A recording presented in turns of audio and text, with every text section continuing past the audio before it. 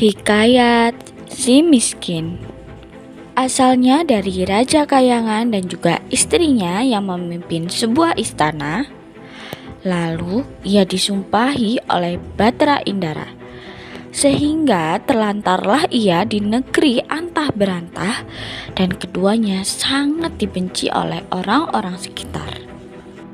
Kerap kali mereka diusir dan dilempari batu ketika mereka mengemis di pasar, sehingga mereka hanya hidup di hutan dan memakan buah-buahan juga kayu yang ada di sana.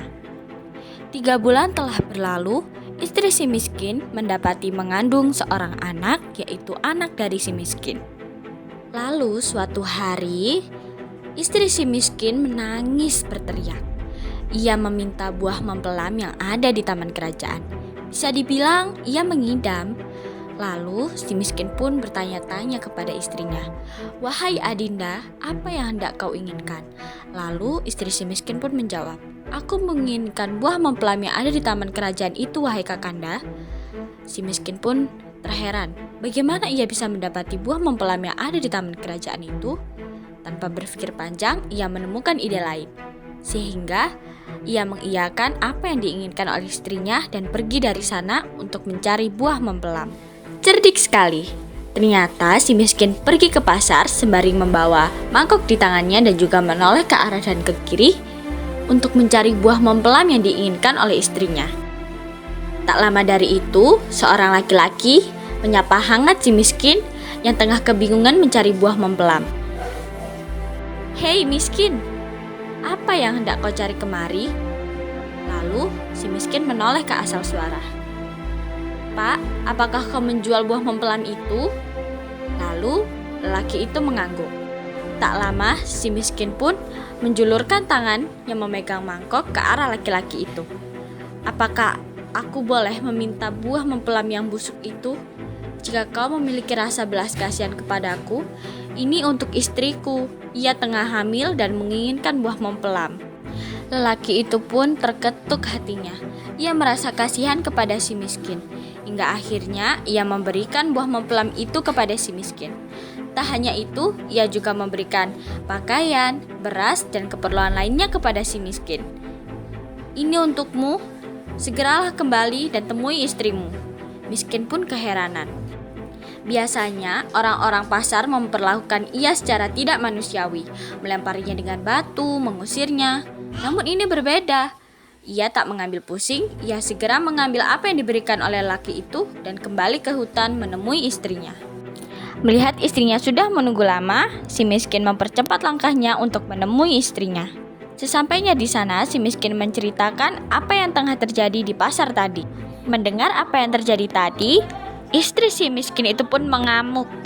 Ia tak menginginkan buah mempelam dari pasar itu, melainkan menginginkan buah mempelam dari taman kerajaan.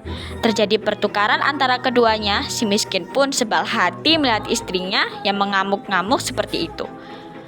"Aku tidak ingin memakan buah mempelam ini. Biarkan aku mati saja." Tak tega melihat istrinya mengatakan hal seperti itu, si miskin pun segera pergi dari tempat ia berdiri tanpa pamitan kepada istrinya. Ia juga ikut merasa sebal atas sikap istrinya kepadanya. Walaupun merasa sebal, sesungguhnya si miskin sangat menyayangi istrinya. Ia memutuskan untuk datang ke kerajaan dan menemui Baginda Raja untuk meminta buah mempelam itu. Sesampainya di kerajaan, ia melihat suasana yang sangat ramai. Ada banyak pengunjung yang datang ke sana dan juga rakyat-rakyat yang lain sepertinya meminta kehendak juga kepada Baginda Raja. Namun sepertinya Baginda Raja hanya berfokus kepada si miskin. Dari kejauhan ia melihat si miskin datang dan langsung berdiri dari duduknya. Bagaimanapun si miskin adalah mantan dari kerajaan itu. "Hei miskin, apa yang hendak kau cari kemari? Apa yang kau perlukan?" tanya Baginda Raja itu.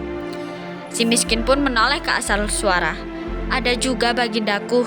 Ia pun segera menekuk lututnya dan bersujud kepada Baginda Raja. "Wahai Baginda Rajaku, aku mengucapkan beribu-ribu ampun, berjuta-juta ampun dan mohon maaf kepadamu. Tujuan hamba datang kemari hanya untuk meminta buah mempelam yang ada di taman kerajaan itu. Istri hamba memintanya, ia merengek dan terus meminta buah mempelam yang ada di taman kerajaan itu." Dengan segala hormat yang hamba miliki, apakah engkau mau perkenankan buah mempelem itu untuk hamba miliki?" Mendengar apa yang diucapkan oleh si miskin, Baginda Raja pun memanggil orang untuk mengambil buah mempelem itu dan memberikannya kepada si miskin. Sesudah itu, si miskin berterima kasih seraya bersujud kembali ke Baginda Raja dan pergi keluar istana untuk pulang ke hutan menemui istrinya. Dari kejauhan sudah tampak istri si miskin melambaikan tangan menunggu kedatangan suaminya. Si miskin pun memberikan buah mempelem yang ia dapat. Istrinya sangat bahagia, ia memakannya dengan lahap dan juga dengan tersenyum manis. 3 bulan sudah berlalu. Istri si miskin meminta sesuatu lagi kepada si miskin. Kali ini ia meminta nangka yang berada di taman kerajaan itu. Si miskin pun mengangguk seraya pergi menemui Baginda Raja lagi untuk meminta nangka yang diinginkan oleh istrinya. Dan kali ini pun juga berhasil. Si miskin pulang dengan membawa nangka di tangannya. Istrinya terlihat sangat bahagia melihat suaminya pulang. Sudah genap 9 bulan, istri si miskin pun melahirkan anak laki-laki yang berparas sangat tampan. Anak laki-laki itu bernama Marakarmah, yang artinya anak di dalam kesukaran. Suatu hari, si miskin menggali tanah hendak membuat rumah yang akan ia huni bersama istri dan juga anak laki-lakinya. Namun, hal tidak terduga terjadi. Ia menemukan sebongkahan emas yang sangat banyak di dalam galian tanah yang ia gali tadi. Istri si miskin pun terkejut dan juga terheran. "Wahai Kakanda, apa yang ketemukan di dalam galian tanah itu?" Miskin pun menjawab, "Lihat ini, wahai Adinda, aku menemukan sebongkahan emas yang sangat banyak. Jika kita pergi belanja dan menghabiskan 1 mall pun, sebongkahan emas ini tidak akan pernah habis sampai cucu kita." Mereka berdua tertawa bahagia tentang apa yang mereka temukan pada hari itu. Sesudah menemukan bongkahan emas yang sangat banyak itu, si miskin dan juga istrinya pergi ke pasar untuk membeli barang-barang yang mereka butuhkan untuk kedepannya bersama anak laki-laki mereka yaitu Marakarmah. Lalu suatu hari, si miskin menggendong anak laki-lakinya juga berdoa seraya menatap anak laki-laki itu.